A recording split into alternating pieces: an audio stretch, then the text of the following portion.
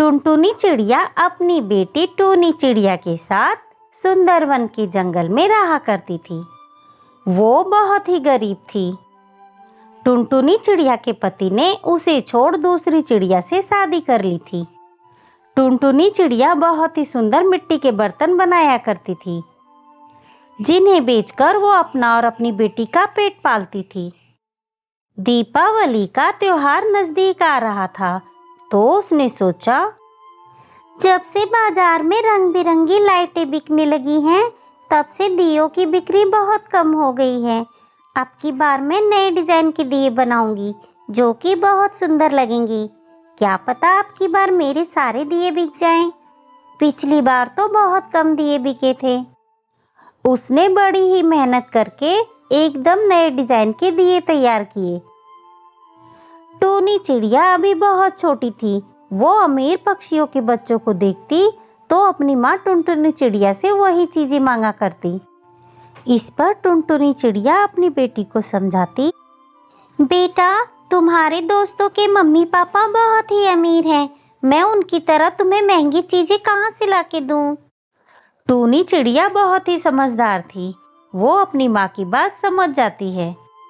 दिवाली के दिन टूनी चिड़िया और उसके दोस्त आपस में बातें कर रहे थे कि अब की बार मेरे पापा मेरे लिए ढेर सारे पटाखे लाए हैं और नए कपड़े भी लाए हैं। मैं खूब सारे पटाखे जलाऊंगा।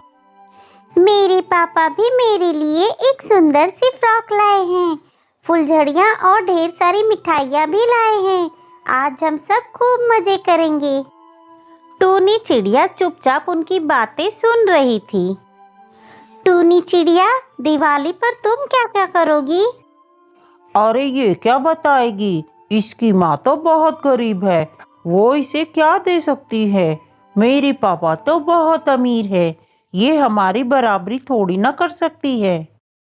गोलू, तुम ऐसे क्यों बोल रहे हो? टूनी चिड़िया हमारी दोस्त है। टूनी, तुम दिवाली मनाने मेरे घर आ जाना, हम साथ साथ पटाखे जलाएंगे। टूनी चिड़िया को गोलू कौवे की बात का बहुत बुरा लगा। वो अपनी माँ के पास जाती है और कहती है, माँ, तुम मेरे लिए नए कपड़े कब लाओगी? मुझे भी पटाखे जलाने हैं। मेरे सारे दोस्त दिवाली पर पटाखे जलाएंगे। लाऊंगी बेटा, अगर आज मेरे दिए बिक जाएंगे तो मैं तेरे लिए कपड़े, मिठाई और ढेर सारे पटाखे लाऊंगी।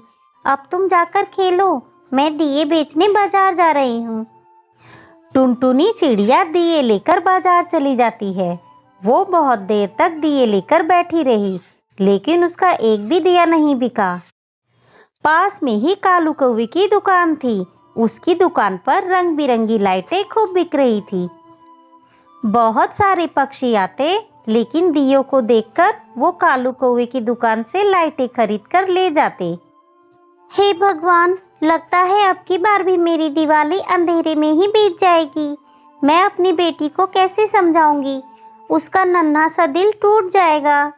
भगवान, किसी को इतना गरीब भी मत बनाए।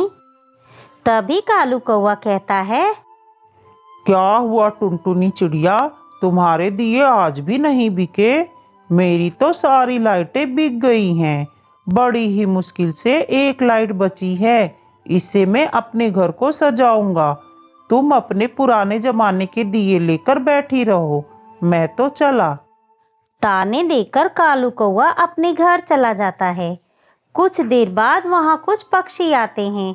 उन्हें टूनी चिड़िया के दिए बहुत पसंद आ जाते हैं। अरे, ये दिए कितने सुंदर हैं। हाँ, लेकिन लाइटें खरीद लेते हैं, वो ज्यादा सुंदर लगेगी। नहीं, लाइटें नहीं, हम अपने घर को दिए से सजाएंगे। वैसे भी दीपावली में दिए ही जलाए जाते हैं। भगवान रामचंद्र जी भी जब वनवास काटकर अयोध्या लौटे थे, तब दिए जलाकर ही पूरी अयोध्या में उनका स्वागत हुआ था। ये लाइटें तो बहुत बाद में आई हैं। ठीक है मिट्टी, ये सारे दिए हमें दे दो। ये लो तुम्हारे पैसे। आपका बहुत बहुत धन्यवाद साहब। अब मेरे घर में भी दिवाली मनेगी। टुनटुनी चिड़िया बहुत खुश होती है। वो अपनी बेटी टूनी चिड़िया के लिए नए कपड़े, मिठाई और पटाखे खरीदकर घर आ जाती है। रात होने पर वो दोनों माँ बेटी अपने घर को दिए जलाकर सजा देती हैं। टूनी चिड़िया बहुत खुश थी। उसे भी अपने दोस्तों की तरह दिवाली मनाने का मौका मिल गया था।